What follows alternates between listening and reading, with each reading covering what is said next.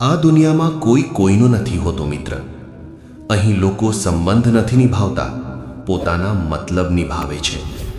જ્યાં સુધી તારાથી તેમને ફાયદો છે ત્યાં સુધી તું સારો છે. જે દિવસે ફાયદો પૂરો એ દિવસે તારી ઓળખ પણ પૂરી. એટલે અપેક્ષા રાખવી બંધ કરી દે, કારણ કે અપેક્ષા જ માણસને સૌથી કમજોર બનાવે છે. ફક્ત પોતાના કર્મ પર અને મારા પર વિશ્વાસ રાખ. હે પાર્થ, તું જીવન શું છે જાણવું માંગે છે ને? પણ શું તું એ સત્ય સાંભળવા તૈયાર છે? કારણ કે જીવનનું સત્ય ક્યારેક ખુદ કડવું હોય છે. જીવન શું છે? જીવન એક યાત્રા છે પાર્થ. એક એવી યાત્રા જ્યાં તારે પોતાને શોધવાનું છે. અહીં કોઈ કોઈનો નથી હોતો. અહીં લોકો સંબંધ નથી નિભાવતા, ફક્ત પોતાના મતલબ માટે જોડાય છે.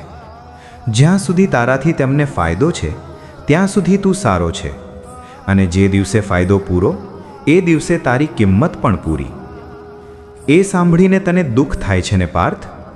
પણ આ જ સત્ય છે. તું કેમ દુઃખી થાય છે?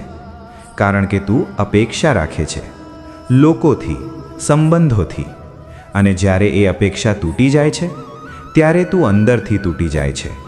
એટલે અપેક્ષા છોડ, કારણ કે અપેક્ષા જ માણસને સૌથી કમજોર બનાવે છે. હે પાર્થ, તું આ દુનિયામાં એકલો આવ્યો છે અને એકલો જ જવાનો છે. આ વચ્ચે જે કંઈ છે એ ફક્ત એક ભ્રમ છે.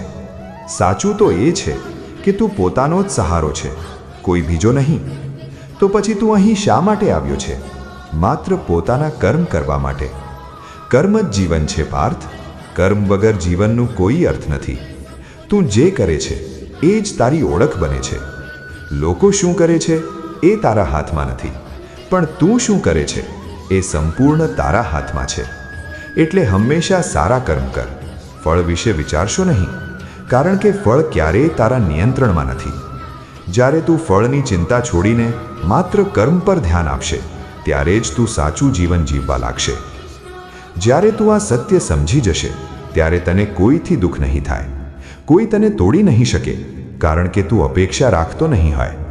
તું માત્ર પોતાનો માર્ગ ચાલતો હશે. અને એ જ સાચી શાંતિ છે પાર્થ. જીવનનો સાચો અર્થ બીજાઓમાં ખુશી શોધવો નથી, પણ પોતાના અંદર શાંતિ શોધવી છે. જ્યારે તું પોતાને સમજી જશે ત્યારે આખી દુનિયા તને સમજાઈ જશે. એટલે હે પાર્થ, આ દુનિયામાં કેટલાય રસ્તા હશે, પણ તારો સાચો રસ્તો માત્ર એક જ છે.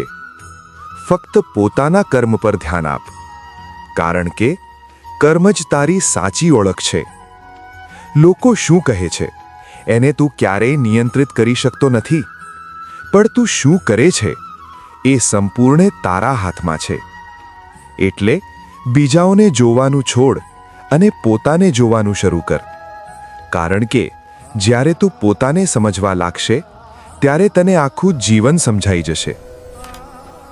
હે પાર્થ, આ જીવનમાં સૌથી મોટો સાથ તારો પોતાનો છે, અને જ્યારે તું પોતાના પર વિશ્વાસ રાખે છે ત્યારે કોઈ તને હરાવી શકતું નથી.